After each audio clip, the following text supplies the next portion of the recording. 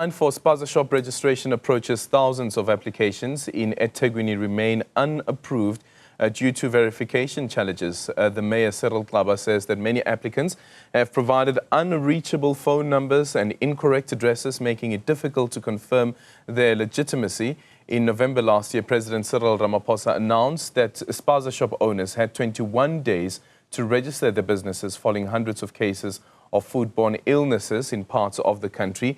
Nearly 30 people died after consuming snacks purchased at some of these Spaza shops. For more on this, let's now speak to the KwaZulu-Natal Premier Thami Ntuli. Premier, very good morning to you. Thank you so much for making time for us. Before we get into the story around the deadline for Spaza shops, I just quickly want to hear the Premier's response to a story that we spoke about just earlier on before Premier came on, and this is developments in Lamontville, where 5 people have been swept away. They've gone missing. Just spoke to the paramedics now, and the paramedics are saying that they're changing their operation from a search and rescue to a retrieval instead. What's your response to this, Premier, considering the inclement weather that the province has been facing?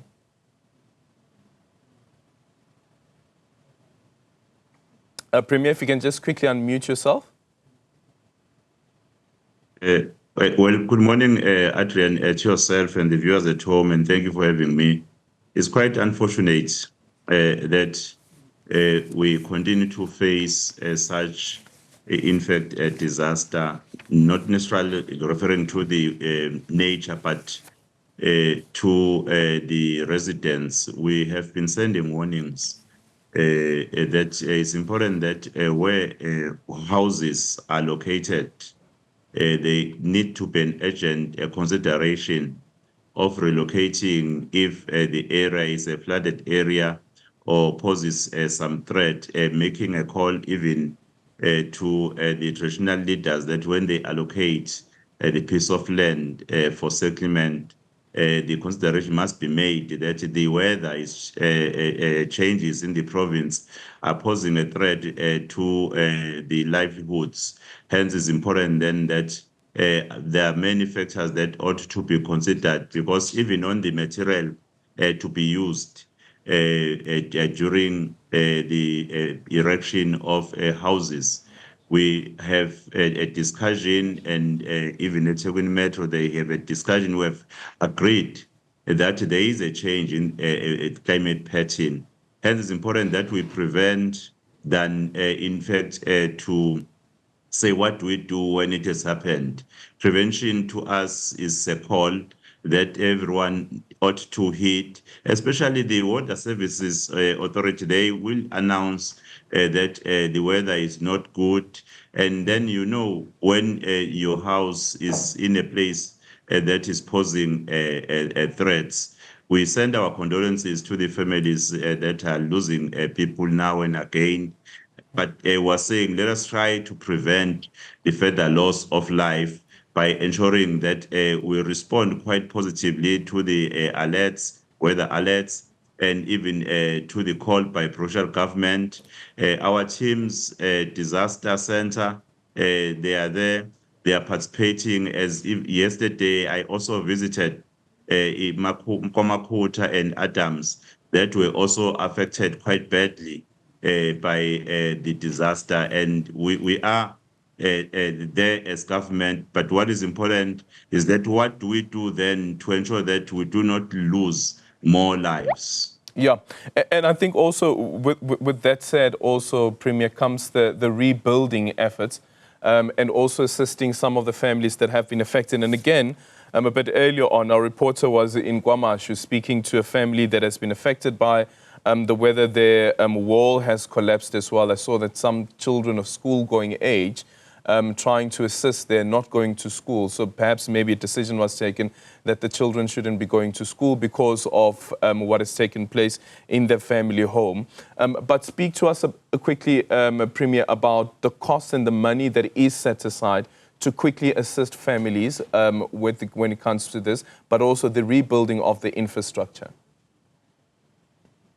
For the rebuilding of the infrastructure, the National Government of Human Settlement, they have a budget of which will apply whenever were faced with the disaster to try and put back the lives of the affected families.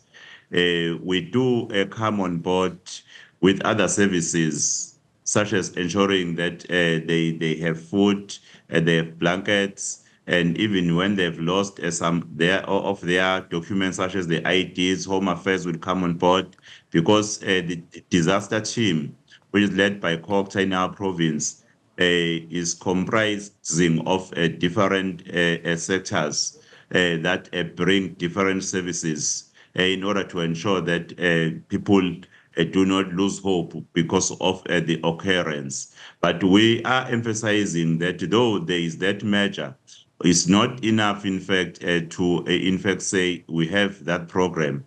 What is important to us as federal government is that we should be able to really ensure that we move away from areas that are posing threats in terms of the floods.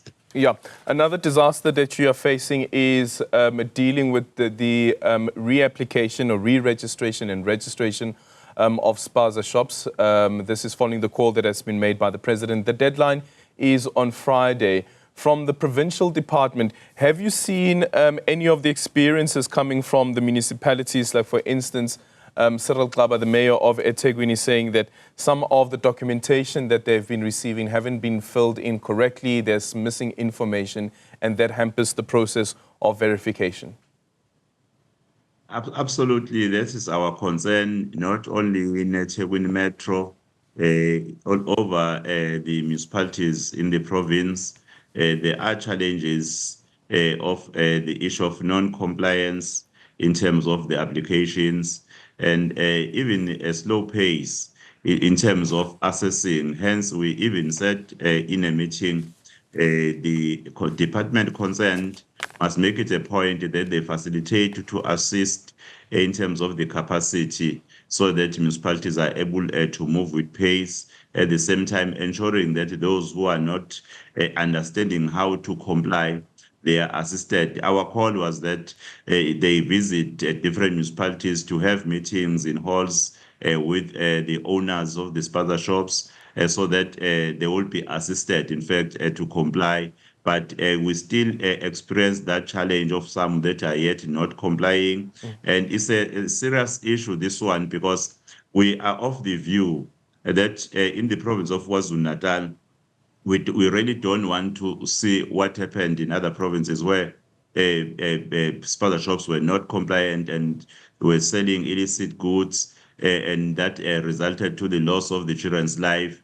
Hence, we have been quite very robust in our operations, ensuring that personally, as the Premier and the MECs, were at the forefront of leading the operations. And even now, operations are on to ensure that not only the Spaza shops, even the retailers, the wholesalers, where they actually procure their goods, we do ensure that there are no items which are illicit or illegal, and there are no items that have expired that will put the lives of the consumers at risk. It's important that the Spaza shops comply so as to ensure that the owners, especially people from South Africa, the ones who are running the Spaza shops, because we have seen a tendency of illegal or undocumented foreign nationals owning the Spaza shops, even in rural communities.